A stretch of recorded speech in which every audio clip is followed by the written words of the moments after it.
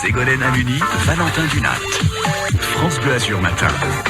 Un peu de culture le matin, ça fait pas de mal. Il est 7h46. Tout à l'heure, sur le tapis rouge, il y avait Michel Galabru. Là, on va parler théâtre, puisqu'il y a un nouveau théâtre à Nice qui vient d'ouvrir ses portes, Ségolène. Ah oui, il s'appelle L'Impertinent et nous sommes en ligne avec son co-directeur. Bonjour Bruno Mamola. Bonjour Ségolène, merci de me recevoir. C'est un plaisir et on est vraiment curieux de savoir sur France Bleu Azur comment on fait pour prendre la décision de monter encore un théâtre privé sur Nice, alors qu'il en existe déjà une dizaine. Je compte même pas les salles municipales et le Centre Dramatique National, le TNN. La place est déjà bien occupée quand même, Bruno. Oui, absolument. Il y a beaucoup de théâtres à Nice et je pense que c'est une bonne chose. Il y a plus d'une dizaine de théâtres et plus de 5 théâtres de notre gabarit, des petits théâtres d'une quarantaine de places. La décision d'ouvrir un théâtre encore, c'est fait par le biais de notre rencontre. J'ai eu la chance de rencontrer Guillaume Morana, qui n'est pas un petit bleu dans le théâtre, qui avait créé dans les années 60 l'équivalent de la première troupe professionnelle à Nice. Donc c'est déjà un point fort. Et puis nous avons créé notre projet culturel autour de ça. Nous avons notamment appelé ce théâtre le théâtre L'Impertinent, avec le poids de ce mot et tout ce qui va avec. Donc nous allons essayer de mettre en valeur, par le biais de ce nom, des auteurs qui étaient des impertinents de leur époque.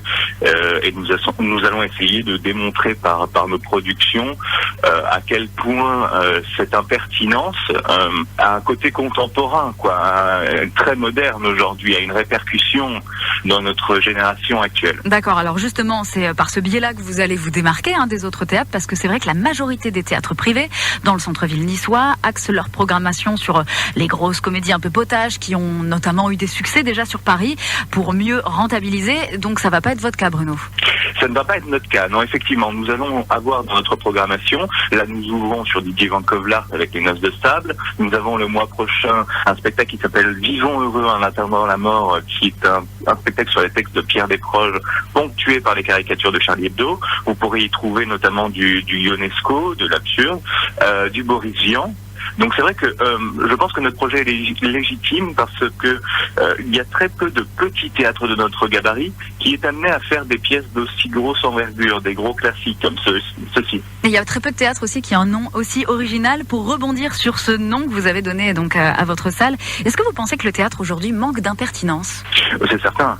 Il y a un problème entre l'art et la culture et le côté financier. C'est-à-dire que là, si on doit, pour s'en sortir, faire des pièces qui sont populaires, il y a le bon sens du terme populaire, et il y a aussi le mauvais sens. Il va falloir, tout dépend ce que vous attendez de l'art. Est-ce que vous pensez que l'art est un divertissement pur, ou est-ce que vous attendiez que l'art vous apporte quelque chose, vous fasse réfléchir?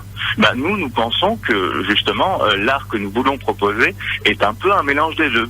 Ouais. Ni l'un, ni l'autre, mais un mélange des deux. Mais ce mélange, comme vous dites, il est déjà représenté à Nice. Je pense notamment au Théâtre National de Nice. Ça va pas faire doublon, tout ça?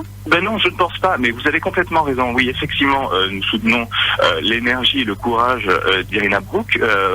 En plus, le Théâtre de Nice est juste à côté. On est à quelques pas du Théâtre de Nice. On est au 7 rue Tondutil-Lescarène.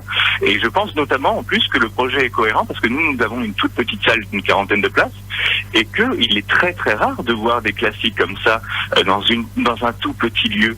Et c'est très très particulier finalement de voir les acteurs comme ça d'aussi près, de voir le jeu aussi finement, aussi intérieur, un jeu presque cinématographique entre gros guillemets, un jeu très très intérieur. C'est pour ça aussi que l'expérience est enrichissante pour le public aussi. Vous en parlez bien, Bruno Mamola. Pour expérimenter cette proximité, rendez-vous au numéro 7 de la rue Tondutil-Lescarène à Nice, au théâtre L'Impertinent, cette salle de théâtre qui est toute neuve et qui a son site internet si vous voulez jeter un coup d'œil.